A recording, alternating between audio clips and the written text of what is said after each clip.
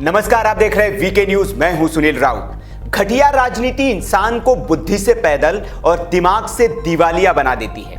इसका बढ़िया और ताजा उदाहरण अपने आप को दलित नेता बताने वाला उदित राज है। यह वही उदित राज है जो हाथरस की दलित बेटी के नाम पर हो रहे विरोध प्रदर्शन में महिला के साथ हंसी ठिठोली करते हुए पाया गया था। वैसे इसका मजाक बनाने की भी जरूरत नहीं है, क्योंकि यह अपने आप में एक मजाक है।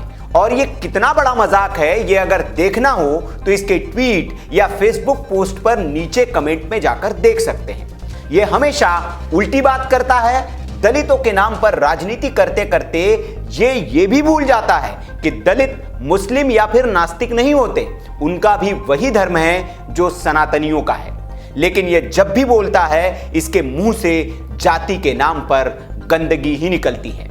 हाल में ये इसलिए चर्चा में आया है क्योंकि इसने बिना सोचे समझे विश्व के सबसे बड़े धार्मिक आयोजन कुंभ पर सवाल उठा दिया है और इसके औचित्य पर ही प्रश्न चिन्ह लगा दिया है। बकौल उदित राज, मदरसों पर अगर सरकारी पैसे खर्च नहीं किए जा सकते तो सरकारें कुंभ पर करोड़ों रुपए क्यों खर्च करती है, इसे भी बंद कर देना चाहिए। अब इस मंदबुद्धि कांग्रेसी नेता को कौन समझाए कि यह तुलना भी कर रहा है तो किसकी और किससे। कुंभ एक वैश्विक धार्मिक आयोजन है और इसमें विश्व के करोड़ों लोग आते हैं। यह सनातनियों की सदियों से चली आ रही परंपरा भी है। यह न सिर्फ धार्मिक आयोजन है बल्कि इसका वैज्ञानिक महत्व भी है और इससे देश को आर्थिक लाभ भी होता है। वैसे उदित राज को यह बता दें कि 2019 में यूपी में हुए कुंभ मेले में सरकार को 1.2 लाख करोड़ रुपए का राजस्व मिला था और इससे 2 लाख लोगों को रोजगार भी मिला था, जबकि इसके आयोजन में सरकार ने 4200 करोड़ रुपए खर्च किए थे। यह उदित राज की ओर से दिया गया आंकड़ा ही है। तो जितना खर्च हुआ उससे कहीं गुना ज्यादा सरकार को मुनाफा भी हुआ। अब शायद मंदबुद्धि कांग्रेसी उदित राज को कुंभ का महत्व समझ आ जाएगा। वैसे उदित राज ने कुंभ पर सवाल उठाकर कांग्रेस के लिए बड़ी मुसीबत खड़ी कर दी है।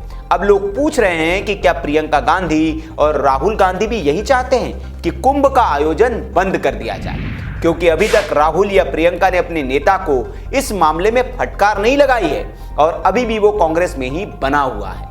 अगर इसी जगह पर कोई नेता हज की सब्सिडी बंद करने का बयान दे देता तो अब तक कांग्रेस की ओर से इस पर सफाई आ गई होती और उस नेता पर अनुशासनात्मक कार्रवाई भी हो चुकी होती।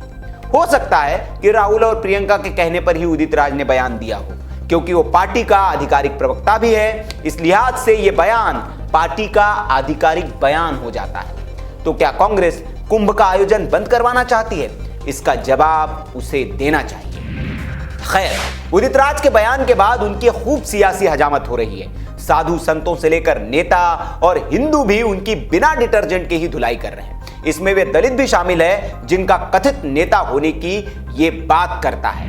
अब अपनी इसी धुलाई होती देख उदित राज के दिमाग का ताला खुल गया है और उसने अपना विवादित ट्वीट डिलीट कर दिया है। लेकिन उसका बयान सदियों के लिए भारत के सियासी इतिहास में अंकित हो चुका है और कांग्रेस के खाते में डाल दिया गया है, जिस पर सियासत चरम पर है। उत्तर प्रदेश सरकार में मंत्री सिद्धार्थनाथ सिंह ने उदित राज को जवाब देते हुए कहा है कि इस प्रश्न का उत्तर भाजपा को नहीं बल्कि प्रियंका गांधी वाड्रा और कांग्रेस को देना चाहिए कि सरकार को कुंभ पर खर्च करना चाहिए या नहीं।